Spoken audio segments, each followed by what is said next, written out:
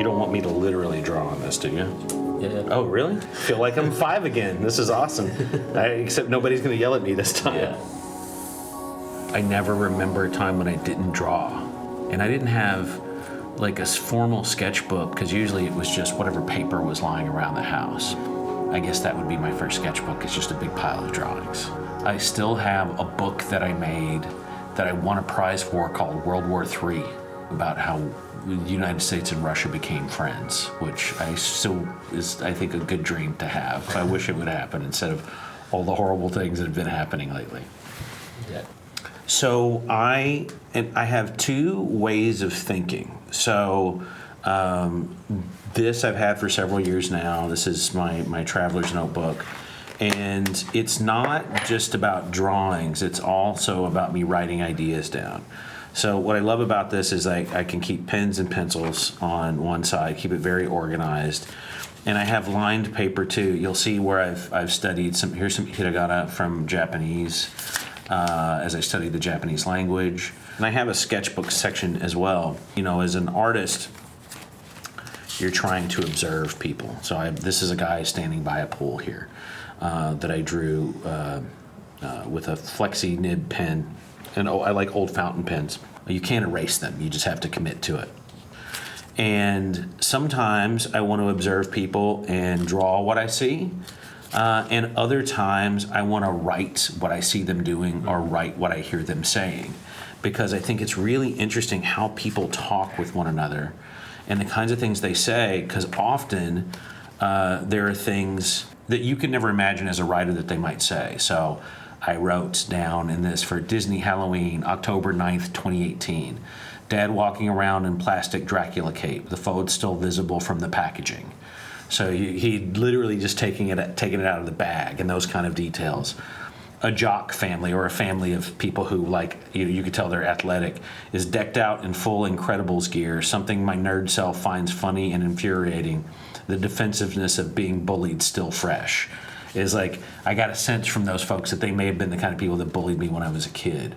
So I'll write down those things and I'll go back through this. A black lipsticked mother pulled her kids through gaps in the clotted streets of New Orleans there at Disneyland. So things like that, I'll come back and I'll use it later in stories. But to me, sometimes words are better at describing things than pictures are, and sometimes pictures are better. And because I do both, I write and I draw. And this is a drawing of my wife. This is a drawing of my mother. This is a drawing of Dave Wasson, who's an incredible filmmaker and artist. These are some of my earliest drawings of Ollie from the series Lost Ollie that I did, that I just started to lay down here. These are drawings that I did of the Oompa Loompas, because I had some ideas for some Roald Dahl stories at Netflix. So it's really interesting going back to this, because some things are newer and some things are older. And so it's really, what's great about Sketchbook is it's history in here. I use the digital sketchbook every day. I use this a couple of times a week when I go somewhere. This is more to observe the things outside my house, and this is more for things I'm doing for work, or I find drawing very meditative, so I'll sit on the couch and draw with my family. And it's harder if you're using real media, because the ink, because I use fountain pens, they can sometimes, they'll leak, or you'll get ink on your hands, and I don't want to get it on the sofa. So the couch is your perfect... Oh yeah, because I've got my dog Janie with me, my family's around me, the TV is over here, so like I can pet her, and like that's really I get up really early in the morning, get up around 5 o'clock, and mostly at that time of the day I'm writing. So that's when my brain is freshest to write. When I'm directing, I have to be there, but I do most of my drawing at home. I'm still present for my family, and family is a very important part of my life. And I can lean back, so I'm not hunched over a desk. I was talking with Jane Wu about this, because she said she learned the piano when she was young, so she had to have perfect posture. So when she works, she still uses the old Wacom tablet, because it's the only way she can have the screen. She has to work like this. And I'm more like, I like to be relaxed when I'm drawing. So yeah, this is a traveling tool, and this is more of kind of a a work tool. I do all of the drawings that I do for my films and TV series, I do it on this. So I use, on this, I love to put a screen protector on it so it feels a little bit more like a pencil. A few years ago, I just started drawing Commissioner Gordon from Batman, but I was drawing him in kind of his everyday life, him cooking or him walking the dog or him jump roping. Batman is rarely in it.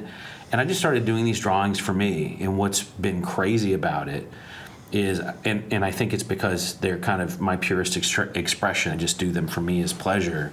It's been the thing that when people meet me for the first time, they always bring up Gordon.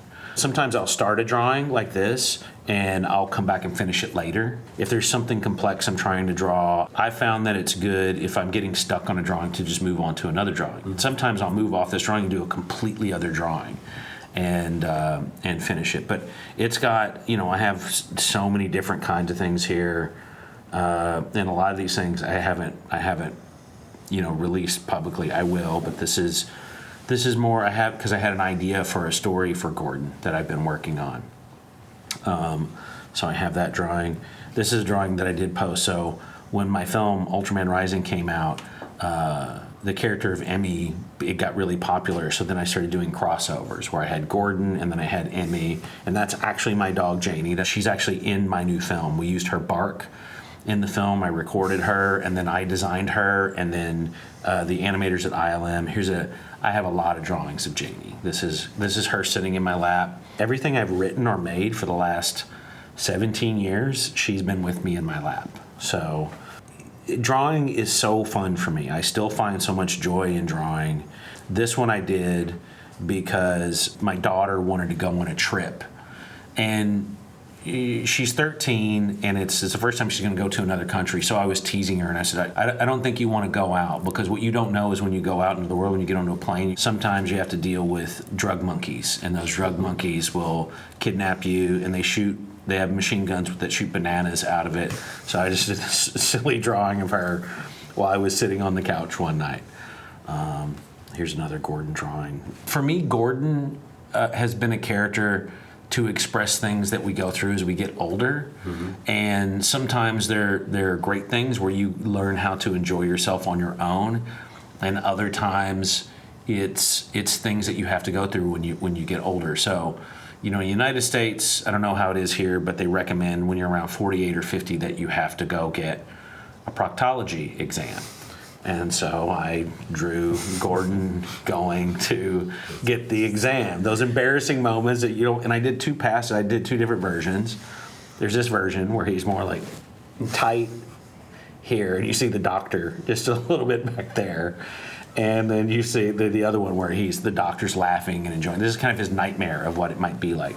This is all his fears about those things. So my grandmother would say that she saw my grandfather in him. Sometimes you will see my grandfather in there too, and the things that he would go through or his personality. I had them around for a long time. I had my great-grandparents around for a long time. I knew my great-grandparents pretty well. But my mother's dad passed at the end of last year.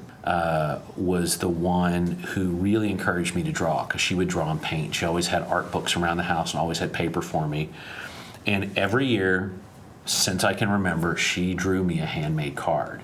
I have those great memories of her teaching me the joy of art and how much joy you can have just sitting down by yourself and putting your ideas on paper. So she might be the first influence on you. Oh, absolutely. There's no question. There's the combination of her encouraging me to draw and comic books. Comic books were the first kind of, oh my gosh, I can buy these books that are filled with art and they have stories in them. And even before I could read, I remember my first comic book, and I still have it, was an early Walt Simonson Thor comic book before he'd really established his style, but I remember it vividly because I looked at it so much that the cover fell off. This was when Toriyama-san, the creator of Dragon Ball Z, passed away, and I did this little tribute drawing trying to draw in his early style, which I love. But yeah, my grandmother was absolutely my biggest influence, and in terms of art. She actually became a little critical later of my work. She would, I posted a drawing in the last 5 years, and she would, I don't know about this or whatever, publicly on Facebook. She would, it was oh, now you wait until now to be, but she did this wonderful thing, and it's I may get emotional talking about it, but when my parents, after she passed a few months ago, my dad was cleaning out her house, and they found a stash of drawings, and she left a note, and she said, I hope someone might find these and they might mean something to somebody. And it's what I do is excuse me, taking images and try to inspire emotions in people. And that she left that note, she inspired me, and that's why I was able to do, she's why I'm able to do what I do. I actually drew this after her funeral. So my grandfather was a minister, he was a preacher, and just about a mile down the road from the cemetery where he's buried, where my grandmother and my uncle are buried, he built the church. He built it with his own hands, and he was just an incredible man, very thoughtful, considerate person. And when my dad was a kid, he had this dog named Tipsy, and he would never let us have dogs when I was a kid, and I thought it was because he just didn't like dogs. It was, no, he lost his dog Tipsy and didn't want us to go through that. We had this amazing experience where after my grandmother's funeral, when I was driving with my dad in the car to go to the church to have the wake after, and he said, you know, when Tipsy died, I buried her at the base of the tree. I wonder if that tree is still there. And the tree was still there, and when we walked up to the tree, a little dog from a neighbor's yard came running up to us, and it was just this incredible thing. So I think I actually drew this on the plane ride home, of Gordon having just gone to a funeral, and then this image of a tree was inspired by that. You know, once you get comfortable drawing a character, and Emmy is one of the characters from my film in Ultraman, and once you get comfortable with the character, I like pushing and stretching them and seeing how far they can go.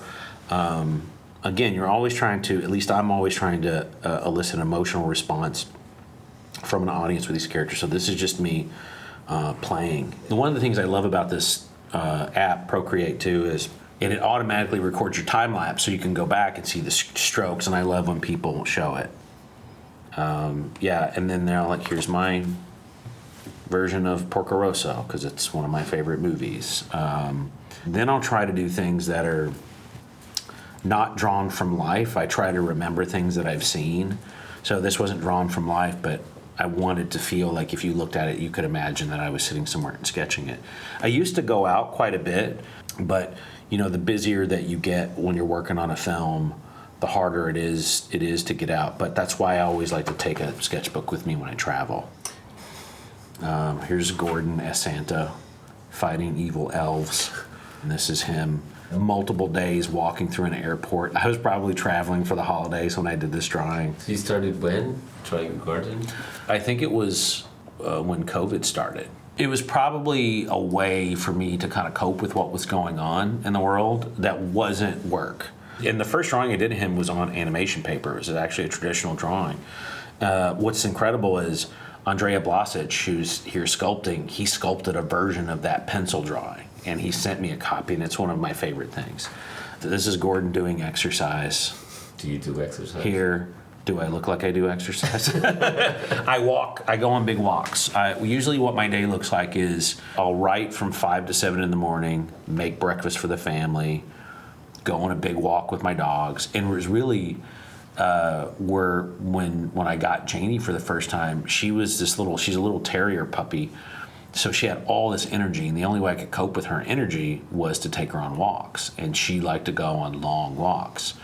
And then I actually started to really enjoy it and being out. And it reminded me when I was a kid, because I grew up in a rural area, so it was forests and creeks and lakes and fishing, and I was outdoors all the time. And where I live now, we're in Los Angeles, but we're at the base of the Verdugo Hills, so we get deer, we get bobcats, we get coyotes, and I like seeing that stuff. So even in my neighborhood, which is in the suburbs, I can go up in the hills and see trees. I just love getting out and having a good walk somewhere.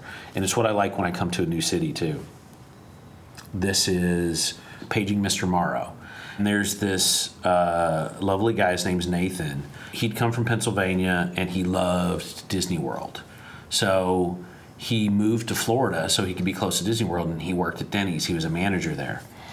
But when COVID hit, he lost his job and he had anything to do. So he started to make videos about things that he liked. Then he started to make videos about going to Disney World. When it opened back up, he made those videos. And now he has this really popular channel, and he's so joyful. He's just so happy, and he recognizes, I think sometimes, when I'm doing what I do, I'll forget that joy for a moment, and I watch this guy and I get excited again because he's so aware of how lucky he is to be able to do what he does. There's that great docuseries on HBO called The 100-Foot Wave, and I was watching it, and there was a moment where this really famous surfer, his wife's pregnant, and she's just overwhelmed by everything that's going on. Their kids, and I think it might have been during COVID. And there's just this beautiful shot in the documentary where they're embracing one another.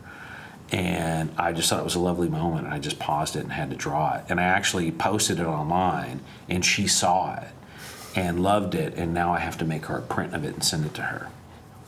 This is just me doodling random faces and just, trying to see shapes in my head. And that's the other thing that's great about digital is you get older and your eyesight gets worse. My eyesight's been I can just zoom in. I can just do that. It's really easy, super responsive. But yeah, I love faces. There's a Fellini book that's just faces, and it's such a great reference source.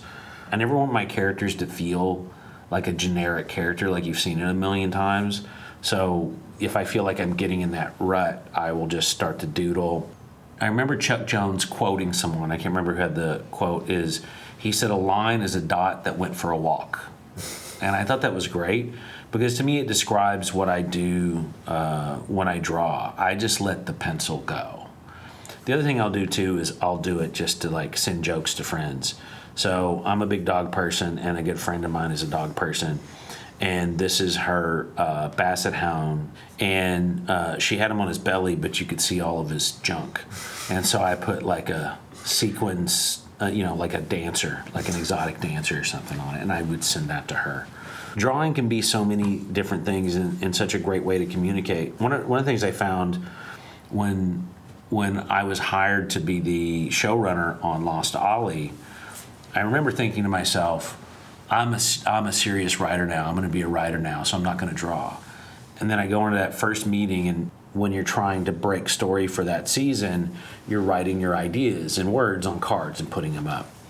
But it was funny because there were some ideas that people were struggling to express in words, and then I just drew it, and I said, like that? And they were like, exactly like that. And so very quickly, I just did a mix of both. And it actually helped my writing process to evolve. So a lot of times my writing process will be a mixture of words and drawings, and goes back to that early inspiration of comic books. That's words and drawings. And when I write scripts, sound is a big part. So I was talking with Randy Tom about it, who was my sound designer, and he noticed that that I take sound seriously in films, and often people don't. And I told him, I said, I think it's because I like comics, I like sound effects. He said, that would explain why you write it in your scripts. There's so much character in hands. I love drawing hands. They're hard to draw, but I love drawing them. So it's what might Gandalf's hands look like? Even though he's an old man, he is not human, and I think he would be very elegant in his movements, and so I think he would have elegant hands. I think it would be really interesting for people to see how seriously people take making an animated film. And at the level that I do it at, we're talking about $100 million or more for a movie a lot of times. I always say films are hard to make, but they're not as hard as people make them. I want to have fun doing what I do, and I want my crew to have fun doing what I do, so I like to laugh, man. I like telling jokes. If you've ever seen one of my presentations, I love joking. I love talking about food. My crew will always tease me because there's not a conversation we have where I'm not talking about food or great food I had somewhere in the world. It frustrates me when people take things too seriously. And a lot of times what I'll say is hey guys, we're making a cartoon. Just relax and go with the flow. In speaking of drawing relaxes me, it calms me. It is like meditation for me. And I find that when I get stressed out, I'll just start drawing, whether it's a pen and a napkin, whether it's my the sketchbook, or whether it's the iPad. I'll just start drawing and I feel better. This is my father-in-law. He is an artist. He's retired now, but his first job was on Jungle Book at Disney. He's a lovely man, and he was doing a lecture on his career, and I did a drawing of him while he was on stage. Drawings are a way for me to document my own personal history. And when I go back to this drawing, I remember doing it because I was so hyper-focused. You know, they say be in the moment. And when I'm drawing, I'm in the moment. Oh, this is when Kim Jong-gi passed. I did this drawing. I met him at the second THU in Malta. And this might sound strange, but when I see a good drawing, I can actually feel it in my arm. And it affects me. If I see a bad drawing, I'll not draw well that day. And his drawings always affected me in that positive way. And I love when he would put his glasses up on his head, because I do the same thing. Miyazaki does the same thing. He puts his glasses, because our sight is getting worse. And so I found this photo of him where he was drawing, and I did this drawing inspired by him because he was so inspiring to me. Okay, so I think it's time for you to draw something on our sketchbook. Okay, awesome. All right, wow. Can I just flip through this and just get inspired? This is amazing.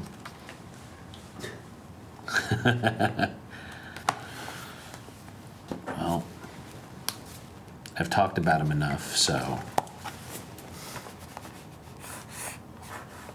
We're getting a little low, but this is cool because it's got a little dry brush quality to it. Garden.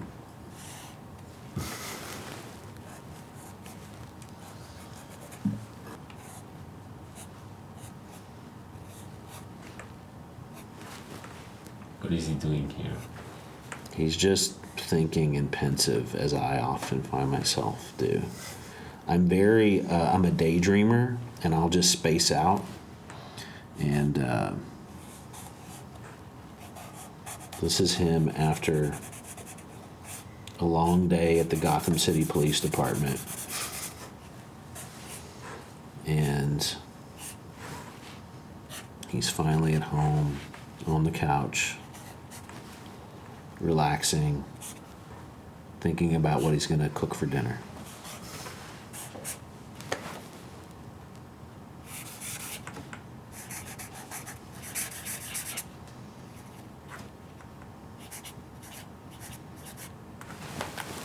Cool. There you go. Last thing, sign inside that. Oh, okay, cool.